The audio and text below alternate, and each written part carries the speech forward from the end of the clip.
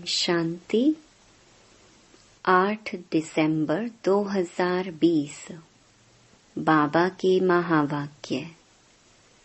मीठे बच्चे, बाप जो है जैसा है उसे यथार्थ पहचान कर याद करो। इसके लिए अपनी बुद्धि को विशाल बनाओ। प्रश्न, बाप को गरीब निवाज क्यों कहा गया है? उत्तर, क्योंकि इस समय जब सारी दुनिया गरीब अर्थात दुखी बन गई है, तब बाप आए हैं सबको दुख से छुड़ाने। बाकी किस पर तरस खाकर कपड़े दे देना, पैसा दे देना, वह कोई कमाल की बात नहीं। इससे वह कोई साहूकार नहीं बन जाते। ऐसे नहीं, मैं कोई इन भीलों को पैसा देकर गरीब निवाज कहलाऊंगा। मैं तो गरीब अर्थात पतितों को जिनमें ज्ञान नहीं है उन्हें ज्ञान देकर पावन बनाता हूँ। गीत, यही बाहर है दुनिया को भूल जाने की। ओम शांति। मीठे मीठे बच्चों ने गीत सुना। बच्चे जानते हैं गीत तो दुनियावी मनुष्यों ने गाया है। अक्षर बड़े अच्छे हैं। इस पुरानी दुनिया को भुलाना है। आगे ऐसे नहीं समझते थे। कलयुगी मनुष्यों को भी समझ में नहीं आता है कि नई दुनिया में जाना होगा तो जरूर पुरानी दुनिया को भूलना होगा। भल इतना समझते हैं पुरानी दुनिया को छोड़ना है, परंतु वह समझते हैं अर्जुन बहुत समय पड़ा है, नई सो पुरानी होगी। यह तो समझते हैं परंतु लंबा टाइम डालने से भूल गए हैं। तुमको अब स्मृति दिलाई जाती है। अभी नई दुनिया स्थापन होती है, इसलिए पुरानी दुनिया को भूलना है। भूल जाने से क्या होगा? हम यह शरीर छोड़ नई दुनिया में जाएंगे, परंतु अज्ञान काल में ऐसी ऐसी बातों के अर्थ पर किसका ध्यान नहीं जाता। जिस प्रकार बाप समझाते हैं ऐसे कोई भी समझाने वाला नहीं है। तुम इनके अर्थ को समझ सकते हो। यह भी बच्चे जानते हैं बाप है बहुत साधारण। अनन्य अच्छे अच्छे बच्चे भी पूरा समझते नहीं हैं। भूल जाते हैं कि इनमें शिव बाबा आते हैं। कोई भी डायरेक्शन देते हैं तो समझते नहीं कि यह शिव बाबा का डायरेक्शन है। शिव बाबा को सारा दिन जैसे भूले हुए हैं। पूरा ना समझने कारण वह काम नहीं करते। माया याद करने नहीं देती। स्थायी वह याद ठहरती नहीं। मेहनत करते करते पिछाड़ी में आखिर वह अवस्था होनी जरूर है। ऐसा कोई भी नहीं जो इस समय कर्मातीत अवस्था को पाले। बाप जो है जैसा है उनको जानने में बड़ी बुद्धि चाहिए। तुमसे पूछेंगे, बाप दादा गरम कपड़े पहनते हैं? कहेंगे दोनों को पड़े हुए हैं। शिव बाबा कहेंगे, मैं थोड़े ही गर्म कपड़े पहनूंगा, मुझे ठंडी नहीं लगती। हाँ, जिसमें प्रवेश किया है उनको ठंडी लगेगी। मुझे तो ना भूख ना प्यास कुछ नहीं लगता, मैं तो निर्लेप हूँ। सर्विस करते हुए भी इन सब बातों से न्यारा हूँ। मैं खाता पीता नहीं हूँ। जैसे एक साधु भी कहता था ना, मैं ना खाता हूँ ना पीता हूँ। उन्होंने फिर आर्टिफिशियल वेश धारण कर लिया है। देवताओं के नाम भी तो बहुतों ने रखे हैं, और कोई धर्म में देवी देवता बनते नहीं हैं। यहाँ कितने मंदिर हैं, बाहर में तो एक शिव बाबा को ही मानते हैं।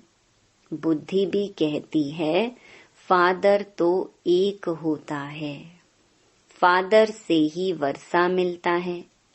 तुम बच्चों की बुद्धि में है कल्प के इस पुरुषोत्तम संगम युग पर ही बाबा से वर्षा मिलता है। जब हम सुख धाम में जाते हैं तो बाकी सब शांति धाम में रहते हैं। तुम्हारे में भी यह समझ नंबर वार है। अगर ज्ञान के विचारों में रहते हैं तो उन्हों के बोल ही वह निकलेंगे। तुम रूप बसंत बन रहे हो बाबा द्वारा। तुम रूप भी हो और वसंत भी हो। दुनिया में और कोई कह न सके कि हम रूप बसंत हैं। तुम अभी पढ़ रहे हो, पिछाड़ी तक नंबर वार पुरुषार्थ अनुसार पढ़ लेंगे। शिव बाबा, हम आत्माओं का बाप है ना, यह भी दिल से लगता तो है ना। भक्ति मार्ग में थोड़े ही दिल से लगता है। यहाँ तुम सम्मुख बैठे हो, समझते हो बाप फिर इस समय ही आएंगे, फिर और कोई समय बाप को आने की दरकार ही नहीं। सतयुग से त्रेता तक आना नहीं है, द्वापर से कलयुग तक भी आने का नहीं है। वह आते ही हैं कल्प के संगम युग पर। बाप है भी गरीब निवाज, अर्थात सारी दुनिया जो दुखी गरीब हो जाती है उनका बाप है। इनकी दिल में क्या होगा, हम गरीब निवाज हैं, सबका दुख अथवा गरीबी मिट जाए। वो तो सिवाय ज्ञान से कम हो न सकी। बाकी कपड़ा आदि देने से कोई साहूकार तो नहीं बन जाएंगे ना। करके गरीब को देखने से दिल होगी इनको कपड़ा दे दे, क्योंकि याद पड़ता है ना, मैं गरीब निवाज हूँ। साथ साथ यह भी समझता हूँ मैं गरीब निवाज कोई इन भीलों के लिए ही नहीं हूँ। मैं गरीब निवाज हूँ जो बिल्कुल ही पतित हैं, उन्हों को पावन बनाता हूँ। मैं हूँ ही पतित पावन। तो विचार चलता है मैं गरीब निवाज हूँ, परंतु पैसे आदि कैसे दूं? पैसे आदि देने वाले तो दुनिया में बहुत हैं, बहुत फंड्स निकालते हैं जो फिर अनाथ आश्रम में भेज देते हैं। जानते हैं अनाथ रहते हैं, अर्थात जिसको नाथ नहीं। अनाथ माना गरीब। तुम्हारा भी नाथ नहीं था, अर्थात बाप नहीं था। तुम गरीब थे, ज्ञान नहीं था, जो रूप बसंत नहीं वह गरीब अनाथ हैं।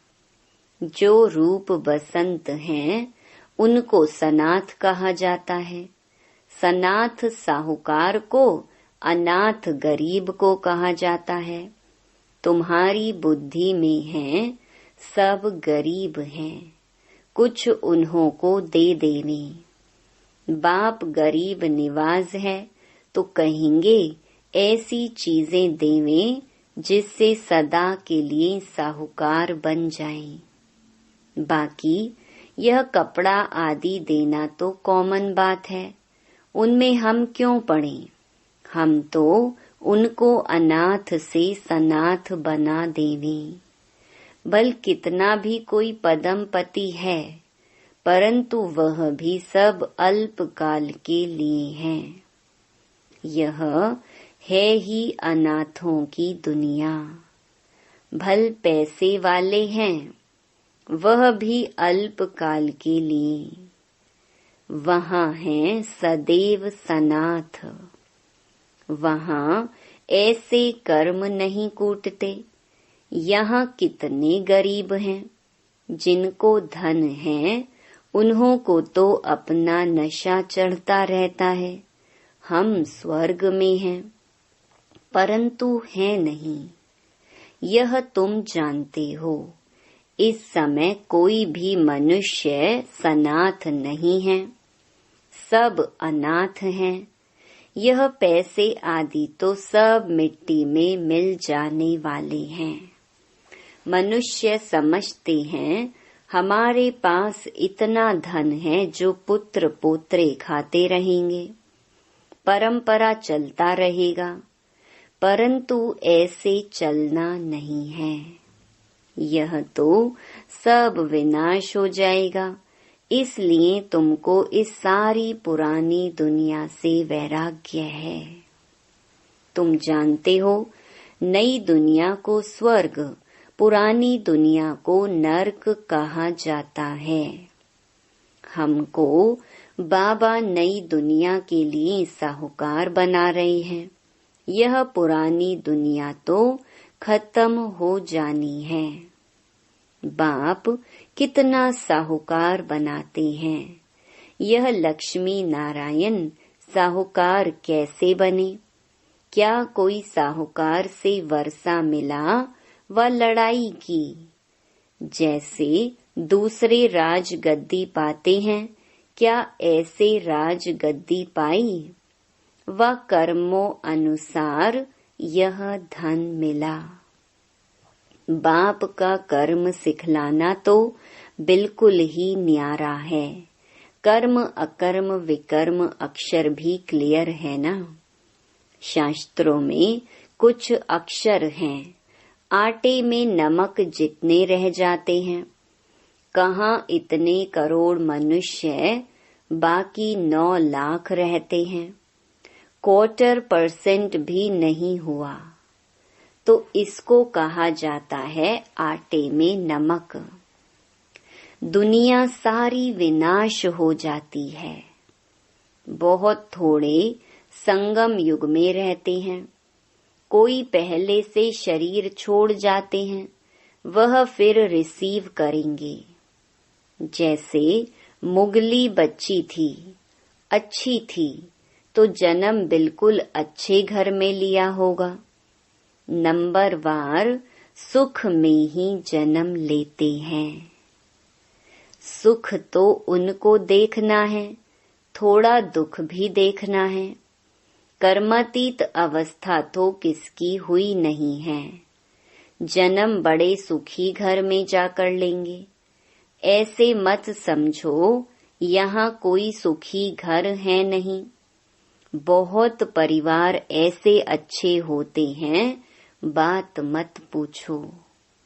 बाबा का देखा हुआ है, बहुएं एक ही घर में ऐसे शांत मिलाप में रहती हैं जो बस सभी साथ में भक्ति करती हैं, गीता पढ़ती हैं। बाबा ने पूछा, इतनी सब इकट्ठी रहती हैं, झगड़ा आदि नहीं होता?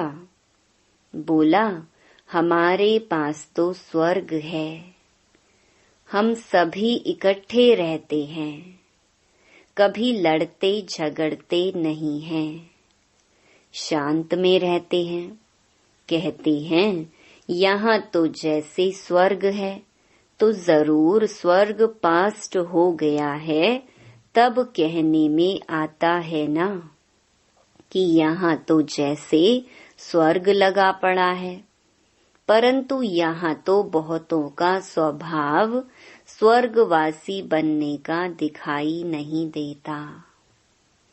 दास दासियां भी तो बनने हैं ना।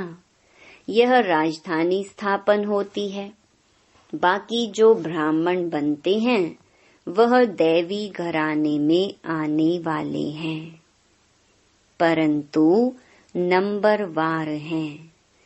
कोई तो बहुत मीठे होते हैं, सबको प्यार करते रहेंगे, कभी किसको गुस्सा नहीं करेंगे।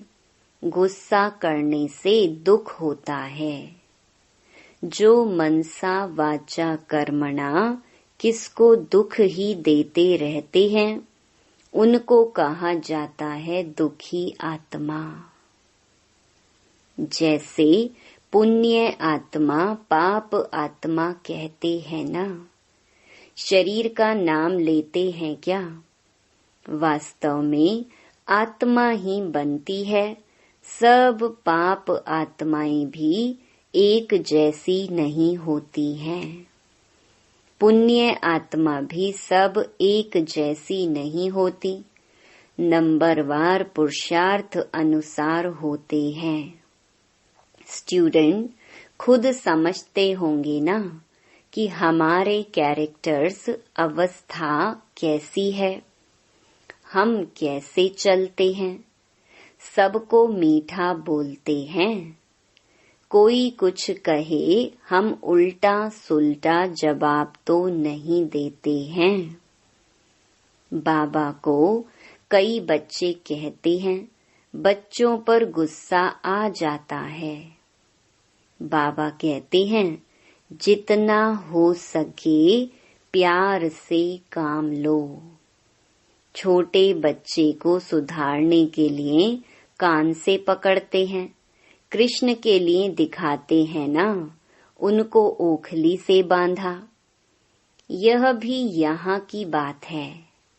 छोटा बच्चा चंचल है तो खटिया से व झाड़ से बांध लो, थप्पड़ नहीं लगाओ, नहीं तो वह भी ऐसे सीख जाएंगे। बांधना ठीक है, ऐसे तो नहीं बच्चा बड़ा होकर माँ बाप को बांधेगा। नहीं, यह है ही बच्चों के लिए शिक्षा।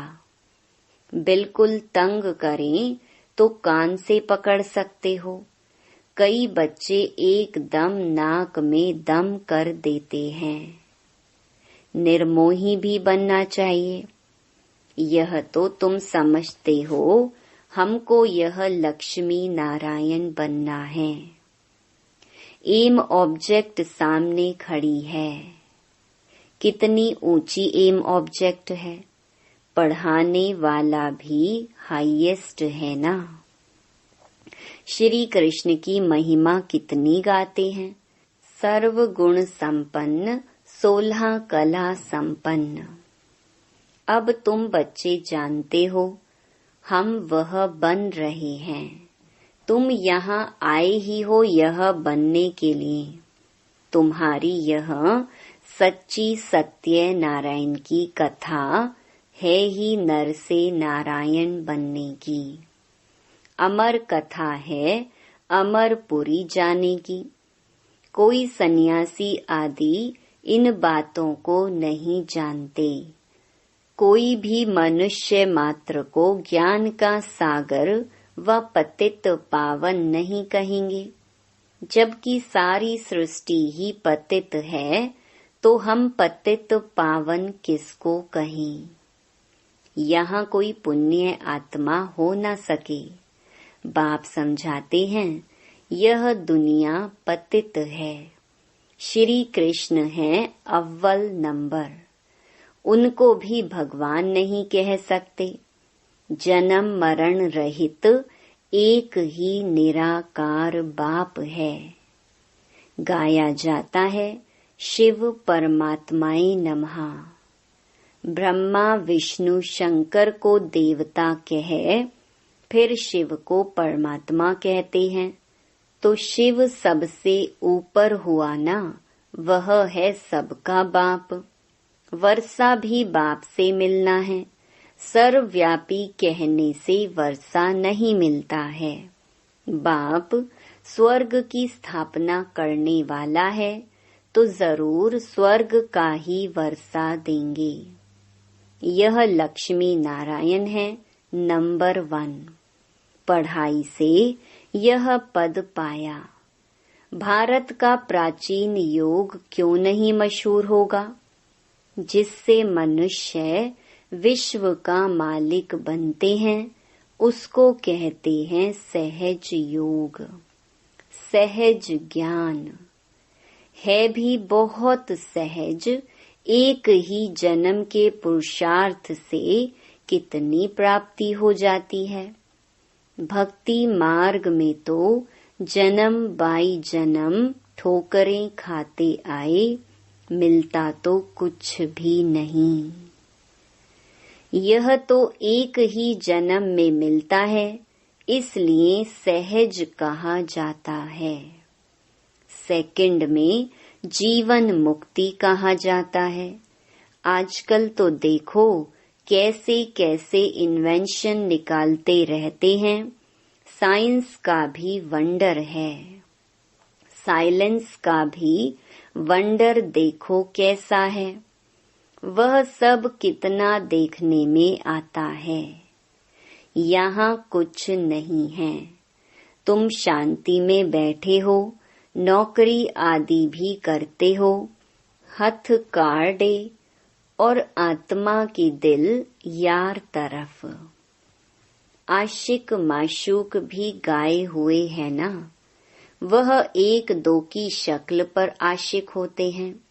विकार की बात नहीं रहती, कहाँ भी बैठे याद आ जाएंगे। रोटी खाते रहेंगे, बस सामने उनको देखते रहेंगे। अंत में तुम्हारी यह अवस्था हो जाएगी, बस बाप को ही याद करते रहेंगे। अच्छा, मीठे मीठे सिकिलधे बच्चों प्रति मात पिता बाप दादा का याद प्यार और गुड मॉर्निंग। रूहानी बाप की रूहानी बच्चों को नमस्ते। धारणा के लिए मुख्य सार।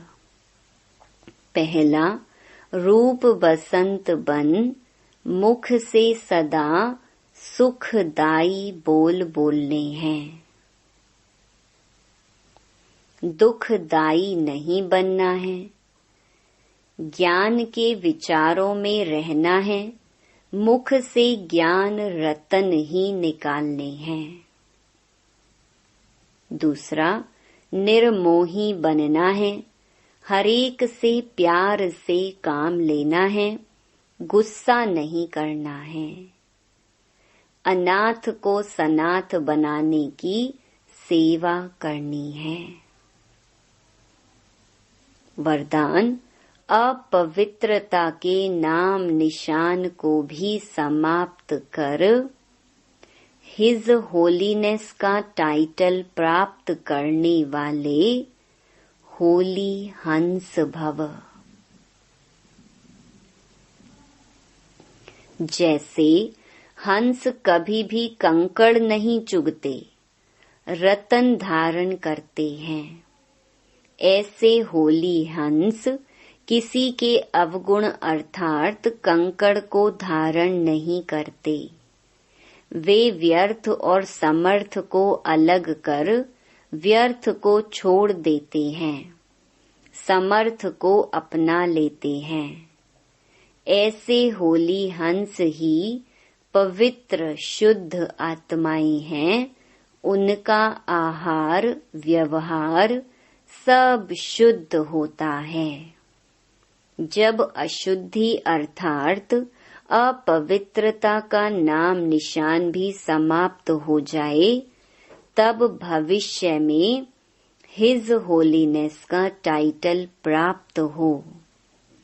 इसलिए कभी गलती से भी किसी के अवगुण धारण नहीं करना।